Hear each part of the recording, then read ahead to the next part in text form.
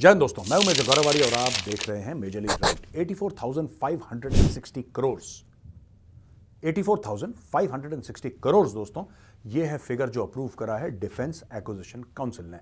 सबसे पहली बात, ये फिगर क्या है, ये फिगर क्यों है, ये खर्चा क्या है और डिफेंस एक्विजिशन काउंसिल क्या है। रक्षा मंत्री के अंडर एक काउंसिल बनाई है जो ये डिसाइड करती है कि फौजी मामलों में खास तौर से कैपिटल एक्विजिशन, यानी कि जब आप कोई हथियार या कोई प्लेटफॉर्म या कोई सिस्टम खरीदें, वो कितने का, कब तक, क्यों जरूरी है, उसका अप्रूवल डिफेंस एक्विजिशन काउंसिल देती है। तो उसने बोला है कि साहब गो अहेड। तो ये टोटल अगर हम खर्चा देखें दोस्तों, तो ये करीब 11 अरब डॉलर के आसपास निकलता है, ऑलमोस्ट 11 बिलियन डॉलर्स। अब इसमें क्या क्या शामिल है ये मैं आपको बताने वाला हूं दोस्तों। जो सबसे पहले इसमें है anti tank mines. Anti tank mines क्या होती हैं? बारूदी सुरंग होती है या एंटी टैंक जो देखिए, मैं प्रेशर से चलती है ना माइंस, तो जैसे एंटी पर्सनल माइंस होती हैं, उसमें कम प्रेशर पे वो एक्टिवेट हो जाती है, यानी कि उस पर एंटी पर्सनल माइन होती है इंसान के लिए, दुश्मन के फौजी के लिए। फौजी आएगा, उसका पैर पड़ेगा, माइन फट जाएगी, उसका पैर अलग हो जाएगा, फौजी मर जाएगा दुश्मन का। तो एक तो ये एंटी पर्सनल। एंटी टैंक क्या होती है? एंटी टैंक, अब एंटी पर्सनल माइन छोटी सी होती है, वो टैंक का कुछ नहीं बिगाड़ सकती, खरोच भी नहीं आएगी टैंक को, तो उसके लिए बड़ी माइन चाहिए, एंटी टैंक माइन। तो ये जो एंटी टैंक माइन है, इसका प्रेशर भी ज़्यादा होता है। तो जब टैंक का प्रेशर या किसी गाड़ी का प्रेशर या किसी बीएमपी का प्रेशर या कोई भी ऐसा ना ट्रुप कैरिंग व्हीकल होती है या कुछ भी ऐसा भारी होता है, जब वो प्रेशर होगा तो वो चीज़ फटती है और टैंक को बर्बाद करने में मदद करती है। तो ये तो एक एंटी टैंक माइन है। Heavy weight torpedoes, multi mission maritime aircraft and air defence tactical control radars. तो इसमें हैवी वेट टॉर्पीडोज हैं। टॉर्पीडोज क्या होते हैं साहब?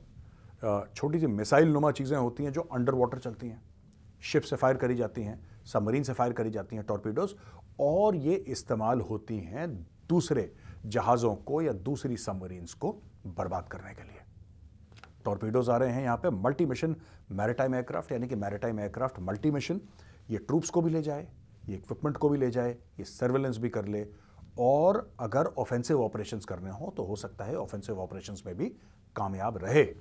ऐसे एयरक्राफ्ट ला रहे हैं। और air defence tactical control radars, तो ये तो रडार्स होते हैं एयर डिफेंस के, तो ये एयर डिफेंस के रडार्स भी इसकी क्षमताएं बढ़ाई जा रही हैं, नए नए आ रहे हैं। अब दोस्तों इसके बाद ये जो बोला है कि ये सारा का सारा जो पैसा होगा 84,560 करोड़, ये आत्मनिर्भरता के अंडर होगा। जो इस सरकार ने स्कीम निकाली है आत्मनिर्भर भारत की, यानी कि ये पैसा बाहर नहीं जाएगा, ये सारा का सारा पैसा देश के अंदर खर्च होगा, यानी कि प्राइवेट कंपनीज। ये बहुत एक इंपॉर्टेंट टॉपिक है, मैटर है, और मैं आज आपको ना 2-4 डेटा पॉइंट दे दूं, उसके बाद मैं आपको फिर विस्तार से बताऊंगा कि ये मैटर है क्या और हमारे लिए क्यों जरूरी है कि भारत में चीजें बने। मैं कई बार बता चुका हूं, आज कोई नई इंफॉर्मेशन मैं आपके लिए लेकर आया हूं दोस्तों। अच्छा, फिर new generation anti tank mines भी मैंने बता दिया, seismic sensors and remote deactivation features. Remote deactivation feature क्या होता है? रिमोट डीएक्टिवेशन फीचर यानी कि माइन आपने लगा दी और माइन वहां पर पड़ी रही, माइन पड़ी रही, माइन शिफ्ट हो जाती है। माइंस जो हैं, बारिश आई, मट्टी हिली, माइन शिफ्ट हो गई, ये बड़ा कॉमन है, और बाद में खुद के लोगों को नुकसान पहुंचाती है माइंस। दोस्तों अभी भी यूरोप में कभी कभी साल में 1-2 बार ऐसा पता लगता है कि जो सेकेंड वर्ल्ड वॉर था, द्वितीय विश्व युद्ध, जो कि 1945 में खत्म हुआ था, उसकी माइंस मिल जाती हैं अभी। आप लगा लीजिए कितना टाइम हो गया इस चीज़ को, लेकिन अभी भी उसकी माइंस कभी कभी मिल जाती हैं यूरोप में। पुराने रॉकेट, पुराने बॉम्ब्स मिल जाते हैं जिसको फिर डीएक्टिवेट करना पड़ता है, डिफ्यूज़ करना पड़ता है। तो ये है रिमोटली डीएक्टिवेटेड, यानी कि आपने माइन लगाई और फिर जब आपको माइन आपके काम की नहीं रही या आपको लगता है कि अब इस माइन को हटाना चाहिए, तो आपने बटन दबाया, माइन अपनी जगह फट जाएगी, तो फिर और किसी को नुकसान नहीं करेगी माइन। एक तो ये माइन्स आ रही हैं। इसके अलावा active towed array sonar and heavy weight torpedoes जो मैंने आपको बताया है। Procurement of flight refueller aircraft. Flight refueller aircraft क्या होता है दोस्तों? ऐसा होता है कि जैसे आप समझ लीजिए पेट्रोल पंप है ना, ये उड़ता हुआ पेट्रोल पंप है। मैं आपको सादी देसी भाषा में समझा रहा हूँ, उड़ता पेट्रोल पंप। यानी कि कोई भी एयरक्राफ्ट का एक रेंज होता है। फाइटर एयरक्राफ्ट है दोस्तों, तो फाइटर एयरक्राफ्ट का क्या होगा? एक रेंज होगा।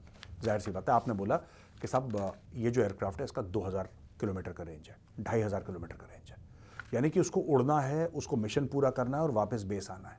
तो ये टोटल जो फ्लाइंग का इसका जो एरिया है, ये 2000 मान लीजिए, 2000 ज़्यादा नहीं हो सकता, लेकिन आपका मिशन ऐसी रिक्वायरमेंट रखता है कि हो सकता है उसको 3-3,500 जाना पड़े, जाना आना पूरा मिशन करना। ये आप मानते हैं आपके मिशन पैरामीटर्स है, फिर आप क्या करेंगे? वो वापस थोड़ा ना आएगा रिफ्यूलिंग के लिए। तो आपके पास ऐसे जहाज होंगे, बड़े जहाज जिनमें फ्यूल टैंक्स हैं और उसमें हजारों दर हजारों लीटर फ्यूल रहता है, एविएशन फ्यूल फाइटर जेट्स के लिए और भी एयरक्राफ्ट के लिए। तो वो क्या करता है कि फिर वो एक पाइप डालता है और पाइप के जरिए रिफ्यूल कर देता है, टैंक फुल कर देता है, उड़ते उड़ते ये टैंक फुल हो जाता है दोस्तों। तो ये भारत को इसकी आवश्यकता है, भारत ने इसके लिए भी बोल रखा है, इसके लिए भी ऑर्डर देंगे। और हम लोग बात कर रहे हैं, इंडियन कोस्ट गार्ड को बोला है कि सॉफ्टवेयर डिफाइंड रेडियोज, तो न्यू रेडियोज हैं उनके लिए, और इन सब के लिए बोला है कि साहब आपको ना 2-4 चीजें करनी है। एक तो आपको लोकल इनोवेशन करना है, आपको रिसर्च एंड डेवलपमेंट करना है। आज की तारीख में मोदी सरकार ने जो कंपनीज है ना, जो डिफेंस वाली कंपनीज हैं दोस्तों, एक ज़माने में तो 100% ये सरकारी कंपनी हुआ करती थी, अब इन्होंने प्राइवेट के लिए खोल दिया। और ये कह रहे हैं कि प्राइवेट का बंदा अगर कोई बैंगलोर में कोई राइफल अच्छी बना सकता है तो पेश करो यार, इंडियन हो, हिंदुस्तानी हो ना, फिर कोई फर्क नहीं पड़ता आप सरकार के लिए काम करते हो, प्राइवेटली काम करते हो, वी डोंट केयर, प्रोडक्ट अच्छा होना चाहिए और भारत में बना होना चाहिए, बस ये दो रिक्वायरमेंट है हमारी। बढ़िया प्रोडक्ट, अच्छे प्राइस पॉइंट पे, मेड इन इंडिया, कोई मना नहीं करेगा आर्मी, नेवी, एयरफोर्स, उनका काम बनना चाहिए, उनको प्रोडक्ट पसंद आना चाहिए। तो दोस्तों इसके लिए उन्होंने काफ़ी चीज़ें करी हैं इसमें, और ये पूरी की पूरी जो चीज़ है ना, ये सिर्फ एक चीज़ के लिए है, आत्मनिर्भर। तो इनको चाहिए आत्मनिर्भर, यानी कि सेल्फ रिलायंट, यानी कि भारत के अंदर ये चीज़ें बने, कंपनीज भारत के अंदर ये बनाए। क्यों दोस्तों? क्योंकि लड़ाई आप दूसरे के हथियार से नहीं लड़ सकते। भारत ने बहुत कोशिश करी है और इतने साल दर साल से भारत यही कोशिश करता आया है कि अच्छा एक काम करो यार, एक चेक साइन करो, रूस से एयरक्राफ्ट ले लो, दूसरा चेक साइन करो, अमेरिका से ये ले लो, तीसरा चेक साइन करो, फ्रांस से ही ले लो। अभी भी हम ले रहे हैं, ऐसी बात नहीं है कि अभी ये सब बंद हो गया है, लेकिन भारत का एक प्लान है कि कुछ समय के बाद सारी की सारी चीज़ें भारत में बनेंगी। कई चीज़ों को, कई आइटम्स को दोस्तों नेगेटिव लिस्ट में डाल दिया है, यानी कि अब फौज को मना हो गया है कि यह चीज़ आप विदेश से इंपोर्ट नहीं कर सकते, सरकार बैन करती है, तो उसको नेगेटिव लिस्ट बोलते हैं, उसको नेगेटिव लिस्ट में डाल दिया। और हजारों दर हजारों ऐसे आइटम हैं जो आज की तारीख में दोस्तों नेगेटिव लिस्ट में है। अच्छा, इससे क्या है कि मजबूरी हो गई भारत में ये चीज़ें बनाना, और भारत में लोग तैयार हैं बनाने के लिए, बना भी रहे हैं। तो जैसे कि कोई एक आइटम है जो कि विदेश से ही आ रहा है पिछले 50-60 साल से, मोदी सरकार ने बोल दिया कि अगले साल से विदेश से नहीं आएगा, भारत में बनाएंगे।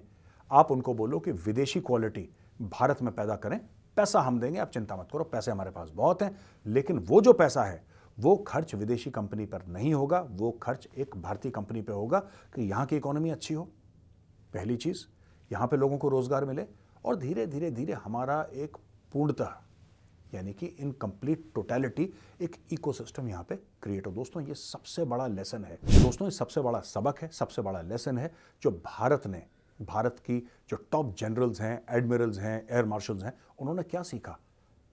रूस और यूक्रेन के युद्ध से कई सारी चीजें सीखी, कई शिक्षा मिली उससे हमें, लेकिन जो सबसे बड़ी शिक्षा थी ना, जो हमारे जनरल्स ने देखी, सबसे बड़ी चीज, कि जब तक आप खुद किसी चीज को कंट्रोल नहीं करते, खास तौर से आपका इकोसिस्टम मैन्युफैक्चर करने का, आपका सप्लाई चेन, जब तक आप वॉर में अपनी सप्लाई चेन को कंट्रोल नहीं करोगे, आप नहीं लड़ सकते।